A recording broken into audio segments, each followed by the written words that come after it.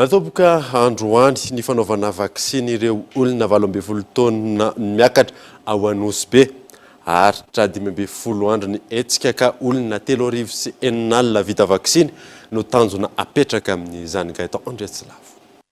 Nosafidiny ny mpitondra fanjakana manokana i Nosy Be sy Sainte Marie amin'ny fanaovana vaccin ho an'ny daholo be tsy ankanavaka 12 taona no miakatra. Natomboka androany ny tao Nosy Be ka olona mihoatra ny 20 no nanao vaccin tao amin'ny gymnase Elville izay nahitana ireo mpisehatra amin'ny fizahantany, ny mpamily, mpiasan'ny orinasa fitaterana anabakabaka sy ny maro hafa. Ny hafatra tiako ampitaina amintsika avana jiaby, indrindra ny eto Nosy Be dia mba tokony tsisy salasala amin'ny fanaovana.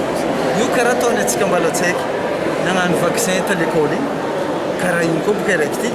Olona 3,9 vita vaccin no tanjona ho tratrarina ao anatin'ny 12 andro. Boka Nosy Be dia anisan'ny vahoaka les plus exposés amin'ity valin'arety ity raha oharina distrika. Exposé satria maro ny olo avy ivelany izay mankafy an'ity tanànantsika ity mivezivezy ity.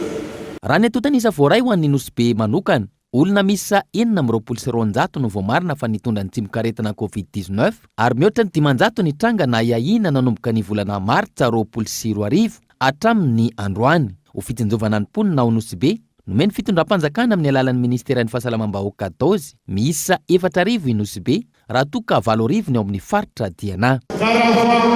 Vitatsika maromaro ny olonantsika vahoaka izay manatanteraka fanaovana vaccin ity dia voararo ny vatanatsika dikan'izay tsy matahotra antsika ary tsy miahiahy ny vahiny tonga eto amintsika satria Nosy Be nosy ny mpizahatany. Manana tombony manokana i Nosy Be sy Sainte Marie amin'ny mahatanàna mpandray vahiny sy mpizahatany azy mandritra ny 12 andro anaovana izao etsika vaccin izao. Nanomboana izany androany ny tao Elville sy Jamanjara, Dar es Salaam ary ny CSB maro ao an-toerana.